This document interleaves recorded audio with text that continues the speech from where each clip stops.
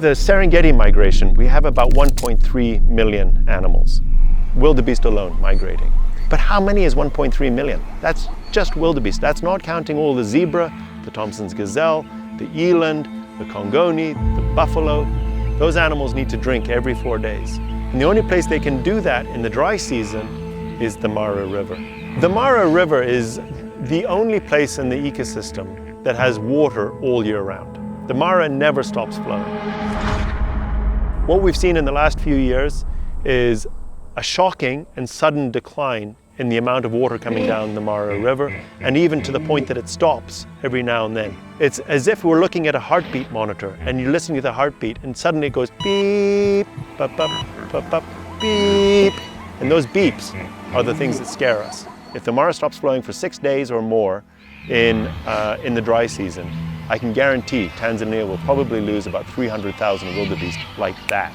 Like that. You stop the Mara River, you turn the light switch off.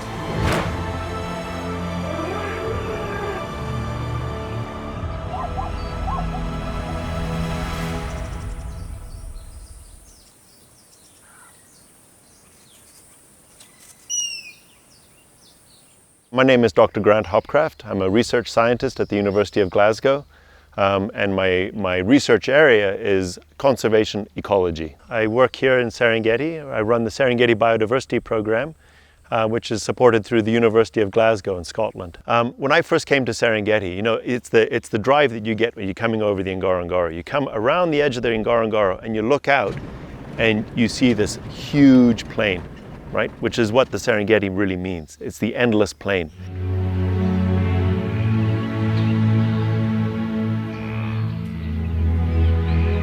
For ecologists and for scientists, it's actually a classroom. This is where we learn about how ecosystems work.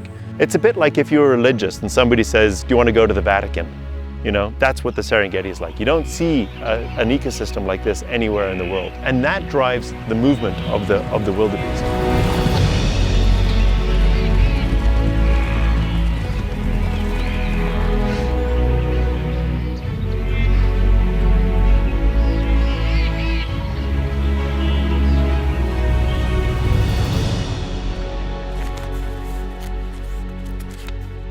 Ninaitwa William Simon Mwakilema, ni kamishna wa uhifadhi wa TANAPA. Serengeti ni mojawapo ya hifadhi kongwe ndani ya nchi ya Tanzania. Ina umuhimu wa kipekee kiuhifadhi, lakini pia kiuchumi. Ina hadhi ya urithi wa dunia. Eneo likishakuwa na hadhi ya urithi wa dunia, sio tu ni muhimu kwa Watanzania, pia ni muhimu kwa jamii ya kimataifa, ambapo pamoja na wanyama wengine wengi waliomo ndani ya hifadhi ya taifa ya Serengeti, tuna jamii ya wanyama aina ya nyumbu na pundamilia wanaohama msimu wa mwaka mzima.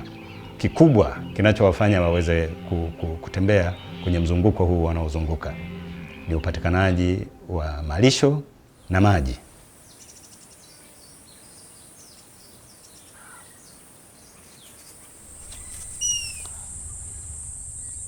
This is Themida triandra. It's the most common grass in Serengeti, this one. And it's highly flammable. So when the fires come, it burns very quickly. But what happens is that the fresh green grass, the shoots start from the bottom. And that's what wildebeest really like. This is really nice wildebeest food. They like it a lot. Feel how easy those leaves are to digest. The 1950s, 1958, the wildebeest population was only 90,000 wildebeest. And by the early 1980s, it was almost 1 million.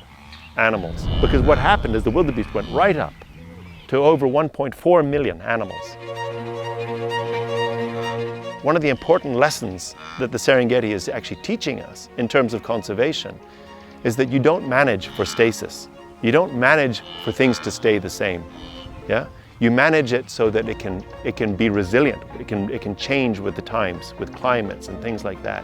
What you want to have is a system that will be able to change. What we're seeing over time in the Serengeti is a lot of changes happening around the edges of the Serengeti, right? Human populations are increasing, and what that means is that the borders of the Serengeti are becoming harder and harder. A lot of land use change brought about mainly by growing human populations, massive deforestation, and also heavy overgrazing. There are agricultural fences being put up in the northern extents of the Mara, the privatization of land, the massive investment in mass tourism, hundreds of lodges in a very, very small area with thousands of tourists every day. Now, the Mara River is under a lot of threat. Kwa namna nyingi tuna mabadiliko ya tabia ya nchi, kunakuwa na vipindi virefu vya jua, kunaweza kukawa labda uharibifu kwenye vyanzo kule inakotokea. Kwa hiyo matisho yanaweza kuwa ni mengi.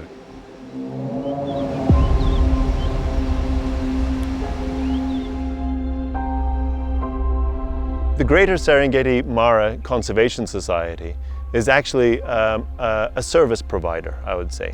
My role in that is that I am a scientific advisor. And I have been working in the Serengeti now for 26 years.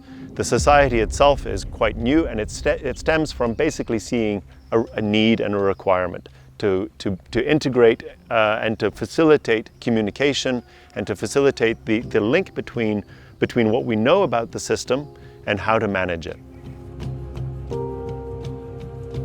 I think the society provides the service of allowing all the managers an equal platform from which they can discuss and interact with each other, share their knowledge, share their experiences, and come together really to manage the ecosystem for the better. Tanzania's got some outstanding resources, and it's got some outstanding management systems. TANAPA, TAWIRI, TAWA, these organizations that are really full of really excellent people. The issue is that the Serengeti Mara is actually shared between Kenya and Tanzania.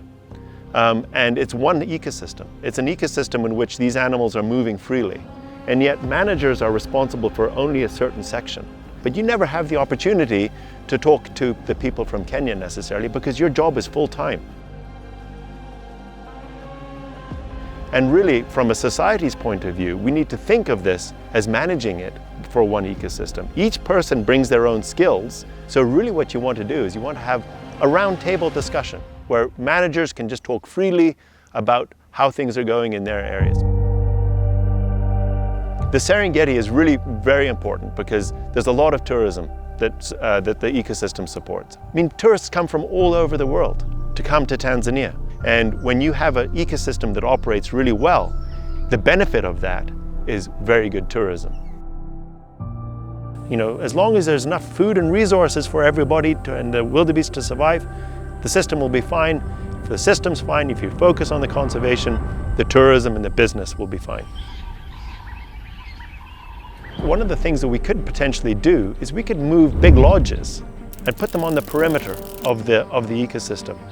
We're providing jobs to the people who need them. We're providing a soft buffer around the edge of the national park, not this hard barrier. And it allows the animals the space that they require. Therefore, what you're doing is you're prioritizing conservation and you're maximizing tourism. I think nobody wants to see Serengeti disappearing. I think that's a fact. No, everybody wants to see Serengeti continuing on forever. So I see the future of the Serengeti as actually very positive, because I believe Tanzania has the power and the inclination to actually protect this ecosystem. These are what we call sort of Tanzania's natural heritage. The things that were endowed to Tanzania. Tanzanians don't want to see that lost. Nobody in the world wants to see it lost. I think everybody is committed to seeing a Serengeti forever. Kwa pande zote za nchi ya Kenya na Tanzania tunajua umuhimu wa mto Mara. Kwa sisi wote tunawajibika kuhakikisha kwamba mto Mara unatunzwa kwa ajili ya faida ambazo zipo za kiuchumi. And it's up to us to change our behavior towards this ecosystem to preserve it. I think that is the solution. We need to train leaders. We need to train the conservationists for next year, the next generation of conservationists. We're going to hand over that torch, and when we hand that torch over, we want to make sure it's in good hands.